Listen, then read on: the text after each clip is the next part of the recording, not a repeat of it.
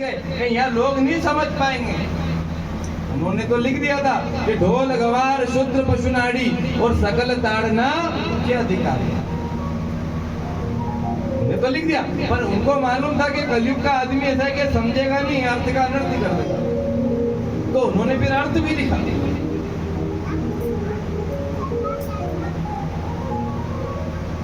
एक जगह ऐसे गुरुजी ने बता दी है चौपाई, आप साहब एक बात कथा सुनवा गया, तो हमने की चौपाई सुन ली।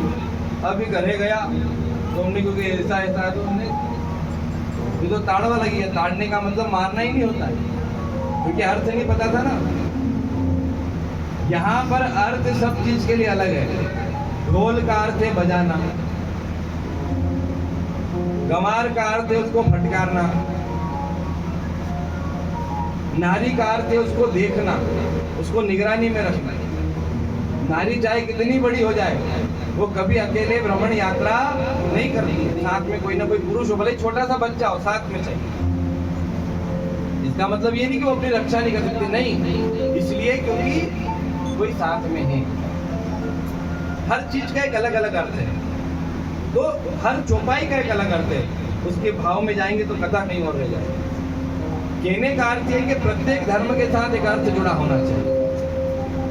और आज धर्म, महाराज परीक्षित को ये समझा रहे हैं कि कलयुग में धार्मिक अनुष्ठान तो बढ़ रहे हैं, पर धर्म का अर्थ समाप्त हो रहा है। और जब तक धर्म का अर्थ नहीं बढ़ेगा, तब तक धर्म की उन्नति नहीं होगी। संस्कृत का श्लोक मान लो, अभी आप इतने लोग यहाँ बैठे हो, मैं खाली संस्कृत के श्लोक बांध दूं और अर्थ पढ़ के नहीं बताऊं, तो तुम भी कहोगा कि अरे कहीं महाराज बैठोगा तो सही, पर समझ में कुछ नहीं आएगा तो कोई काम का थोड़ी है।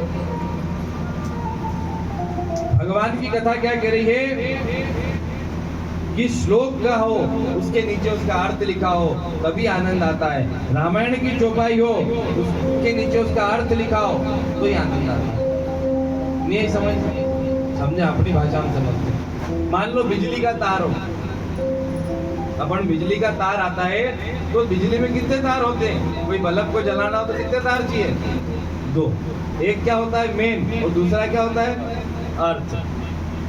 भाई मेन से ही चल जाना चाहिए, करंट तो मेन में नहीं, फिर भी अर्थ चाहिए, क्योंकि बिना अर्थ, देखो अब अर्थ के भी अलग अलग उद्देश्य है।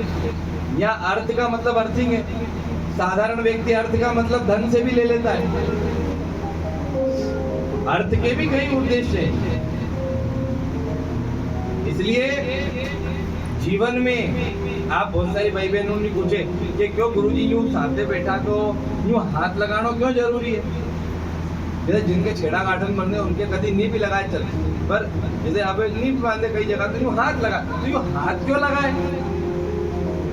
तो पुरुष का मतलब होता है मेन और स्त्री का मतलब होता है अर्थ। जब तक मेन में अर्थ नहीं लगे, जब तक करंट नहीं आए, जब तक लाइट चालू नहीं हो।